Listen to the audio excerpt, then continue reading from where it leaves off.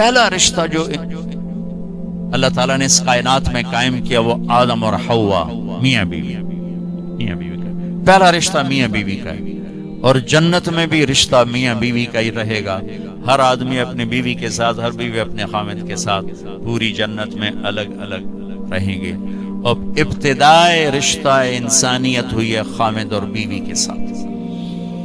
آدم علیہ السلام کو پہلے پیدا کیا، ایک پیغام دیا کہ کائنات کا نظام مرد کے گرد گھومے گا، عورت کے گرد نہیں۔ مرد الرجال قوامون علی النساء کا مطلب ہے کہ کائناتی نظام اللہ نے مردوں کے سپرد کیا ہے، اس کو چلائیں، یہ چل، عورت اس کی معاون بنے گی، مددگار بنے گی۔ اس لیے آدم علیہ السلام کو پہلے وجود بخشا، ان کا پتلا بنایا، وہ پڑا رہا، وہ خشک ہو گیا، پھر اس میں روح ڈالی، پھر ان کو کپڑے پہنائے، پھر ان کو جنت میں ڈالا۔ اللہ نے اسی طرح حوا کا پتلا بھی بنا دینا تھا، ساتھ ہی ایک گارے کی ڈھیری بنا دیتے تو حوا کا پتلا بھی۔ اب خیال فرمائیں کہ اللہ نے عورت کو پہلے دن سے بے پرد نہیں رکھا، پہلے دن سے بے پرد نہیں رکھا۔ اللہ تعالیٰ کے ایک ڈھیری ساتھ حوا کی بناتے تو وہ کیا مسئلہ تھا، فرشتے ہی ہیں اور تو کوئی ہے نہیں، اور اللہ تعالیٰ ایک ڈھیری بنا کے چل بھائی آدم بن گئے، چل بھائی ہن حوا بھی بنا دے، وہ بھی بن جاندی، دونوں ہی پڑے ہوتے نہیں۔ ایسا نہیں کیا ہے، حوا کی ڈھیری نہیں بنائی، حوا کے پتلے کو بے پرد نہیں رکھا، آدم کو سلایا، آنکھ کھلی تو پہلو میں حوا کو بٹھایا ہوا تھا، پورے لباس، پوری زیب و زینت کے ساتھ۔ تو آدم علیہ السلام کہنے لگے یہ کون ہے؟ کہ یہ تیری بیوی ہے، تیری زندگی کی ساتھی۔ اور عجب بات، جنت جیسی نعمت کے باوجود آدم علیہ السلام جنت میں اداس رہتے تھے۔ ماں جی آئی تو تاں بیدا دل لگا، نہیں تو جنت میں بھی اداس رہتے تھے۔ تو اللہ تعالیٰ نے نکاح پڑھایا، تو اللہ تعالیٰ نے کہا آدم بیگم کا مہر ادا کرو۔ تو یہ مہر پہلے دن سے ہے۔ مہر کیا چیز ہے؟ کسی کی بیٹی کی قیمت نہیں، وہ مالدار گھرانے کی بچی ہو یا کسی جھوپڑے کی بچی ہو، مہر کسی کی بیٹی کی قیمت نہیں ہوتا۔ تھوڑا رکھو یا ساری دنیا سونا بنا کے مہر بنا دو، ایک بال کی بھی قیمت نہیں۔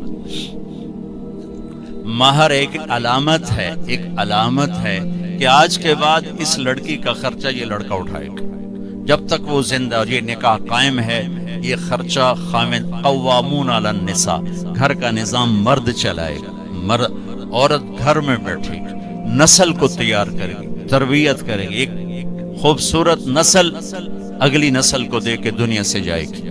بہت بڑی جاب ہے ہماری عورت کی۔ تو اللہ نے کہا مہر ادا کرو۔ کہا جی کیا ادا کروں؟ تو کتنا سونا چاندی تھا؟ تو اللہ تعالیٰ کہتا دا من سونا انہوں چاہ کے دے۔ تو میرے رب نے کہا آدم تیری نسل میں میرے محبوب آنے والے ہیں، ان پر ایک دفعہ درود پڑھ دے، یہ تیری بیگم کا مہر۔ ابھی آپ کا تو تذکرہ ہی کوئی نہیں ہے سوائے اللہ کے، کسی کو نہیں پتا کہ میں کس کو بھیجنے والا ہوں اور کیا کرنے والا ہوں ان کے لیے، لیکن آدم علیہ السلام کو اشارہ کر دیا کہ تیری نسل میں میرا محبوب آئے گا، تو اس پہ ایک دفعہ درود پڑھ بھائی، یہ تیری بیگم کا مہر ہے۔ یہ انسانیت کا پہلا رشتہ ہے۔ والدین کے حقوق کے لیے چند آیات، اولاد کے حقوق کے لیے چند آیات، بہن بھائیوں کے حقوق کے لیے چند آیات ہیں، خامند بیوی کے لیے سینکڑوں آیات۔ پوری سورت اتری ہے، سورہ طلاق، پوری سورت، سورہ نساء، سورہ طلاق، سورہ مائدہ میں، سورہ بقرہ میں، سورہ آل عمران میں اللہ نے سینکڑوں آیات اتاری کہ یہ رشتہ باقی رہے، کیونکہ اس میں کمزوری ہے، اہمیت کے باوجود اس میں ایک کمزوری ہے کہ ایک بول پہ ٹوٹ جاتا ہے، باقی رشتہ ٹوٹتا نہیں۔ میں اپنی ماں کا فرما بردار ہوں یا نافرمان ہوں، ماں بیٹے کا رشتہ نہیں ٹوٹتا، باپ کا باغی ہوں یا باپ کا خدمت گزار ہوں یہ رشتہ نہیں ٹوٹتا، بھائی سے لڑا ہوا ہوں یا صلح ہے یہ رشتہ نہیں ٹوٹتا، لیکن خامد اور بیوی کا رشتہ ایک بول پہ ٹوٹ جاتا۔ میرے نبی نے فرمایا علی طلاق سے بچنا، جب طلاق دی جاتی ہے تو اللہ کا عرش کانپ اٹھتا ہے، اللہ کا عرش کانپ اٹھتا ہے۔ جب بیجا طلاق دی جاتی ہے ضرورت کے تحت تو طلاق رکھی گئی، لیکن جیسے آج کل کی طلاقیں ہو رہی تو اللہ کا عرش کانپ اٹھتا۔ میں اسلام آباد سے آ رہا ہوں تو وہاں ایک بچی ملی مجھے، کہا کہ مجھے طلاق ہو گئی کہ سسرال والوں کا تیرے ابے گڈی تا دیتی کو نہیں، چل واپس، اور خود وہ ڈاکٹر ہے جی، طلاق ہو گیا۔ تو اس طرح جب ظلم و ستم ہوتا ہے تو پھر اللہ کا عرش کانپ اٹھتا ہے۔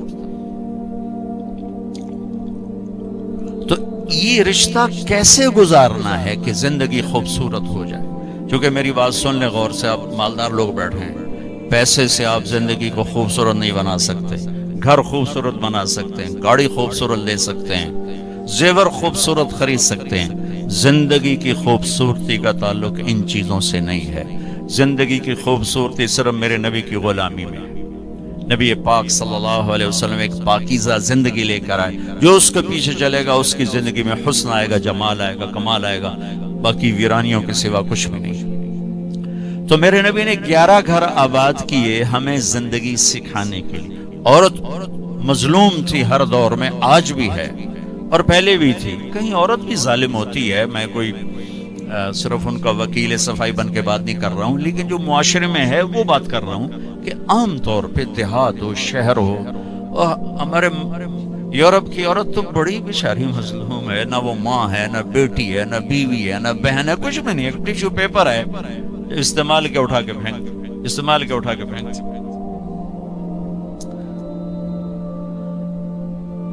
تو میرے نبی نے بھی اس کو ہائی لائٹ کیا۔ آپ تو شریعت لے کر آئے، آپ نے زیادہ اس کو ہائی لائٹ کیا۔ تو آپ نے فرمایا جس کو اللہ نے 3 بیٹیاں دی اور اس نے ان کی شادی کر دی تو جنت میں میرا ساتھی ہو جائے گا۔ تو ایک صحابہ نے عرض کیا یا رسول اللہ اگر 2 بیٹیوں؟ تو آپ نے کہا جو 2 بیٹیوں کی شادی کرے گا وہ بھی جنت میں میرا ساتھی ہوگا۔ ایک نے کہا یا رسول اللہ اگر 1 بیٹی ہو؟ اللہ اس کا بھلا کرے، کسی کی ہوتی ہے ایک، کہ یا رسول اللہ اگر 1 بیٹی ہوگا، جو 1 کی بھی شادی کرے گا وہ جنت میں میرا ساتھی ہوگا۔ ٹھیک، اب 10 بیٹوں کی شادی کرو تو جنت کا وعدہ کوئی، اور 1 بیٹی کی ڈولی اٹھا دو تو میرے نبی فرما رہے ہیں وہ جنت میں میرے ساتھ ایسے ہوگا، ایسے، کیوں 2 انگلیوں کو اشارہ کہ میرے ساتھ ایسے ہوگا، اس کی کمزوری کی وجہ سے کہ وہ پستی ہے۔ تو میرے نبی نے مختلف مزاج کی عورتوں سے شادی کر کے خوبصورت زندگی پیش کی، نمونہ پیش کر کے تشریف لے کے۔ بچوں سے نسل چلتی ہے، بچے باپ کی جگہ سنبھالتے ہیں اور ان کی شادی کرنے پر اجر ہے، جنت کا وعدہ کوئی نہیں۔ اور بچی پرائی نسل لے کر چلتی ہے، اپنا گھر چھوڑ کے دوسرے گھر چلی جاتی ہے، اور میرے نبی فرما رہے ہیں 3 کی کرے تو ایسے، اور 2 کی کرے تو ایسے، اور 1 کی کرے تو میرے ساتھ ایسے ہے، اور 10 بچوں کی کرے تو اجر تو ملے گا، جنت کا وعدہ کوئی نہیں۔ پھر آپ نے فرمایا جس نے اللہ کو 2، آپ کے نہ فرمایا جس کو اللہ نے 2 بہنیں دی یا 2 بیٹیاں دی، کبھی بیٹی ہوتی ہے بہن نہیں ہوتی، کبھی بہن ہوتی ہے بیٹی نہیں ہوتی، اور اس نے ان کی شادی کی اور ان کا حق ادا کیا تو وہ جنت اس پہ واجب ہو گئی، جنت اس پہ واجب ہو گئی۔ حق ادا کرنے کا کیا مطلب ہے؟ ہمارے پورے بر صغیر میں دنیا کا تو پتہ نہیں ہے، بہنوں کو کچھ نہیں دیا جاتا، صرف جہیز دیا جاتا ہے۔ پنجاب ہو، سندھ ہو، بلوچستان ہو، سرحد ہو، ہر جگہ بہن کو، بہت کم لوگ ہیں جو بہنوں کو باپ کی وراثت میں سے پورا حصہ دیتے ہیں، ورنہ بھائی کھا پی جاتے ہیں۔ ہمارے ہاں تو زمیندار جیلی انگوٹھے لگا کے زمین پہ قابض ہو کے بیٹھ جاتا، دینا ہی سوال ہی نہیں پیدا ہوتا۔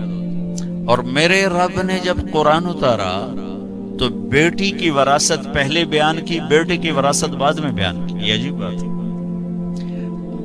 یہ عرب کا دستور تھا کہ بچی کو کچھ نہیں ملتا تھا، سارا بیٹے کا۔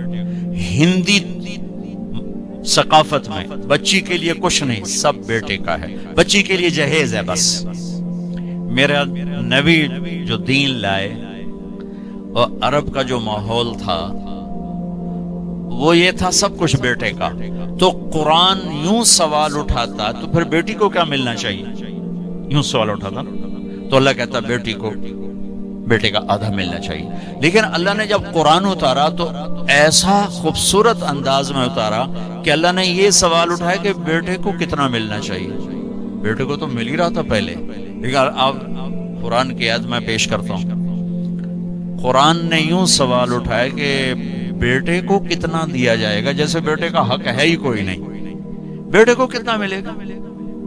تو اللہ نے کہا للذکر مثل حظ الانثیین، جتنا ہم نے 2 بیٹیوں کا حق رکھا ہے اتنا ایک بیٹے کو دے دیا جائے۔ حالانکہ ماحول کے مطابق ہونا چاہیے تھا جتنا ہم نے بیٹے کا حق رکھا اس کا آدھا بیٹی کو دے دیا جائے۔ میرے رب نے کہا جتنا 2 بیٹیوں کا ہم نے حق رکھا ہے وہ ایک بیٹے کو دے دیا جائے۔ پورے عرب کی تہذیب پر ہتھوڑا چلایا کہ جس پیٹ سے بچہ نکلا اسی سے تو بیٹی نکلی، جس چھاتی کا دودھ بیٹے نے پیا اسی کا تو بہن نے پیا ہے، اسی کا تو بیٹی نے پیا ہے، جس چھت کے نیچے بچہ پروان چڑھا اسی کے نیچے تو بچی پروان چڑھی، جس گود میں بیٹا پروان چڑھا اسی گود میں تو بیٹی کھیل کے پروان چڑھی، اور دوسرے گھر جا کر تم نے اس کا حق اڑا دیا۔ چور چوری کرے تو پکڑ کے تھانے دیتے ہو، یہ جو سارے بھائی چور بیٹھے ہیں ان کو پکڑ کے تھانے کیوں نہیں دیتے ہو؟ جنہوں نے اللہ کی شریعت کو یوں مذاق اڑا کے رکھ دیا۔ میں ریمنڈ جب پڑھتا تھا تو میں اپنے استاد صاحب جن سے میں نے قرآن کی تفسیر پڑھی ان کے لیے شہد کی بوتل لے کر 10 روپے کی شہد کی بوتل اپنے باغ سے میں نے اتروایا، میں نے پیش کیا کہ استاد جی آپ کے لیے شہد لایا ہوں۔ کہنے لگے کہاں سے لائے ہو؟ میں نے کہا جی میرے اپنے باغ کا ہے۔ اب آپ سوال پہ غور کرو۔ فرمایا تیرے باپ نے اپنی بہنوں کو وراثت میں سے حصہ دیا تھا؟ تیرے باپ نے اپنی بہنوں کو تمہارے دادا کی وراثت میں سے حصہ دیا تھا؟ میں نے کہا جی اللہ کا بڑا شکر ہے میرے باپ کی بہن ہی کوئی نہیں تھی، جے ہوندی تا کدی نہ دین دے۔ کون دیندا؟ جے ہوندی تا کدی نہ دین دے۔ میں نے کہا جی شکر ہے 2 ہی بھائی تھے، انہی کی ساری زمین ہے، وراثت ہے، میرے ابے کی بہن ہی کوئی نہیں۔ اچھا تو تیرے دادا نے اپنی بہنوں کو حصہ دیا تھا؟ میں کہا میں جمعیا ہی کوئی نہ ہوں، میرے کو کی پوچھی جانتے ہو دادے دیتا ہے کہ نہیں دیتا؟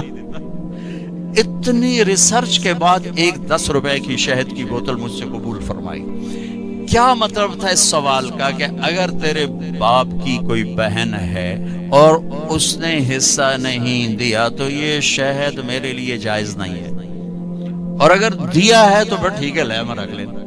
جب میں نے تسلی دی جناب میرے ابے دی کوئی بہن کوئی ہیں 2 بھرا ہیں بس اور کچھ، میں کہا اچھا ٹھیک ہے اب رکھ دو۔ اللہ نے اتنا حق رکھا چونکہ کھا جاتے تھے دیتے نہیں، اور آج بھی یہی دستور ہے کہ بیٹی کے لیے کوئی جہیز ہے باقی کچھ بھی نہیں۔ مجھے آپ کے شہروں کا نہیں پتا، میں اپنے دیہات کی بات کر رہا ہوں، ہمارے دیہاتوں میں نہیں دیا جاتا، ظلم و ستم ہے۔ پھر یہی میرے نبی نے فرمایا، بیٹی کا پیدا ہونا عیب تھا عرب میں، تو میرے نبی نے فرمایا اللہ نے جس کو پہلی بیٹی دی بیٹا نہیں دیا اور اس نے خوشی کا اظہار کیا تو آسمان سے ایک فرشتہ اترتا ہے جو بچی کے اوپر اور بچی کی ماں پر اپنے پر پھیلا دیتا ہے، زمرد کے پر ہوتے ہیں، اور وہ کہتا ہے جو تم دونوں پہ خرچ کرے گا اللہ اس کا ساتھی ہو جائے گا، جو تم دونوں پہ خرچ کرے گا اللہ اس کا ساتھی ہو جائے گا۔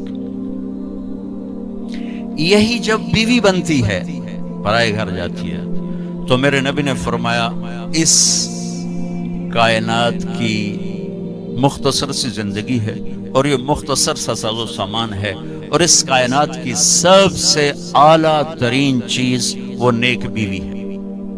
اس کائنات کی سب سے اعلیٰ چیز نیک بیوی ہے، اور آپ نے فرمایا خیرکم خیرکم لأہلہ، اعلیٰ درجے کا مسلمان وہ ہے جو بیوی سے حسن سلوک کرتا ہے۔ اور پھر آپ نے فرمایا انا خیرکم لأہلی، اور میں تم سب میں سب سے زیادہ اپنی بیویوں کے ساتھ حسن سلوک کرتا ہوں۔